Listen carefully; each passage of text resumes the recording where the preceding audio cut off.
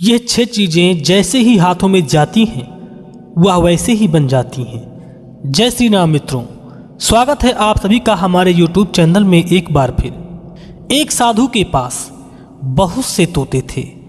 उन्हें तोतों को पढ़ाने का बहुत बड़ा शौक था। बंधुओं, आपने देखा भी होगा, तोता एक ऐसा पक्षी है कि वो जिस बात को बार बार सुनता है वह अति शीघ्र उसी बात को सीख जाता है। महात्मा जी पूरे दिन अपने आश्रम में वेद मंत्रों का उच्चारण करते थे। बार बार उन वेद मंत्रों को सुनते सुनते वे तोते भी अपनी तोतली बोली से वेद मंत्रों का उच्चारण करने लगे। उनके मुख से वेद मंत्रों का उच्चारण सुन के बहुत सुंदर लगता था। जो कोई तोतों के मुख से वेद मंत्र सुन लेता था वह उन पर मुग्ध हो जाता था। एक दिन महात्मा जी की कुटिया पर एक कसाई आ गया। कसाई ने हमेशा से कड़वी बानी सुनी थी और निर्दोष पशुओं की हत्या, मांस बेचने का दुष्ट कर्म किया करता था। उस दिन महात्मा जी के तोतों को वेद मंत्र बोलते देखकर कसाई दंग रह गया। वह सोचने लगा कि वो तोते तो अपने मुख से अमृत की वर्षा करते हैं। कसाई ने सोचा, क्यों ना मैं भी तोता पाल लूं। पूरे दिन उसकी मीठी बोली सुनता रहूंगा, जिससे मन शांत रहेगा। अब तो उसका मन तोता लेने में मचल उठा। कसाई विनती करते हुए महात्मा जी से कहने लगा, हे साधु महाराज, कृपा करके मुझे एक तोता दे दीजिए। इसके मुख से अमृतवाणी सुनकर मैं भी अपना जीवन धन्य बना लूंगा। महात्मा जी ने कहा, अच्छी बात है। यदि तुम किसी के सदुपयोगों से अपनी सोई हुई बुद्धि को जागृत करना चाहते हो तो मैं तुम्हें तोता देने के लिए तैयार हूं। ये जानकर बड़ी खुशी हुई कि तुम्हारा ध्येय सज्जनता की ओर है। सुवचनों से अवश्य लाभ होगा। इतना कहकर महात्मा जी ने एक तोता निकालकर उसको दे दिया। कसाई तोते का पिंजरा लेकर घर चला गया और उसने अपने घर में लगी एक कील में पिंजरे को टांग दिया। कसाई के यहाँ रोजाना बकरों को काटना और मांस का मोल भाव बताना, गाली गलौज करना, सब यही होता रहता था।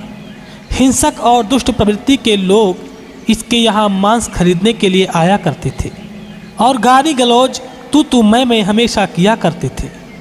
शराबियों की शराब भरी गंदी बातें चलती रहती थीं। सारा वातावरण राक्षस प्रवृत्ति का हो गया था। ऐसे माहौल में रहकर उस तोते की सद्प्रवृत्तियाँ दब गईं और वही गुण उसमें आते चले गए जैसा वह रोजाना सुनता व देखता था। तोता भी पिंजरे में बैठकर वही बातें कहता रहता जैसा नित्य कसाई बोलता था। मांस का भाव बताना, बकरों को काटना, गाली बकना।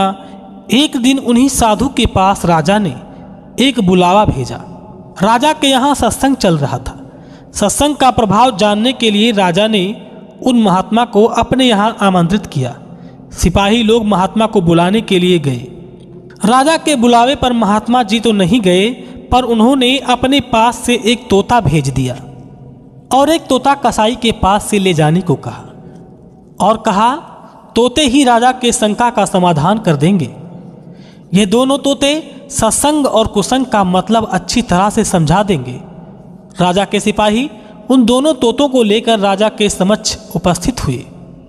दोनों तोतों को राजमहल में टांग दिया गया। जैसे ही सुबह के 4 बजे साधु वाला तोता वेद मंत्रों का उच्चारण करने लगा। यह सुनकर राजा का मन बड़ा प्रसन्न हुआ। उधर जब सूर्य उदय हुआ तो सूर्य के उदय होने के बाद कसाई वाला तोता बोलने लगा।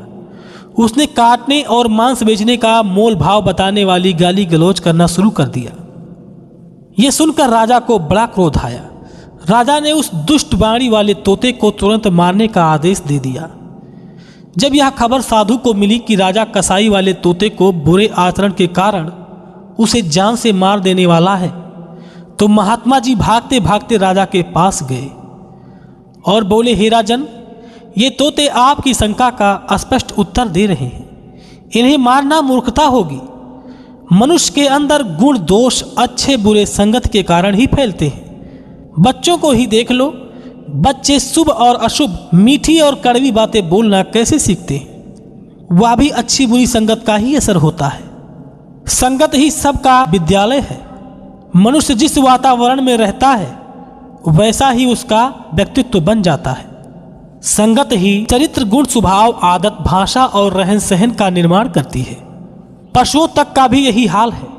वे सब रहन सहन से ही अच्छी बुरी आदतों को ढाल लेते हैं। एक तोता शुभ वातावरण में रहा है, इसलिए वह वेद मंत्रों का उच्चारण करना सीख गया है।